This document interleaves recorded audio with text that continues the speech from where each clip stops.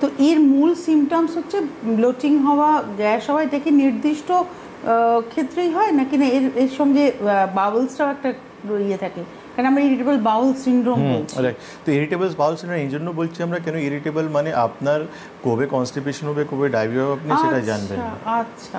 আর আপনি কবে, আমাদের কি হয়, আমরা সকালবেলা উঠে একবার আমরা স্টুল ক্লিয়ার করতে যাই, আর আইবিএসে কেমন হয় যে সারাদিনে যে কোনো সময় আমরা পেতে পারি, যে কোনো সময় আমরা পেতে পারি। আমরা একটা লাঞ্চ করলাম, পরে একটা কল পেয়ে গেলাম আমাদেরকে বাথরুম যেতে হবে। আচ্ছা, বাথরুমে যাচ্ছি, এমন না যে আমাদের বাথরুম হবে, এমন কিছু নেই।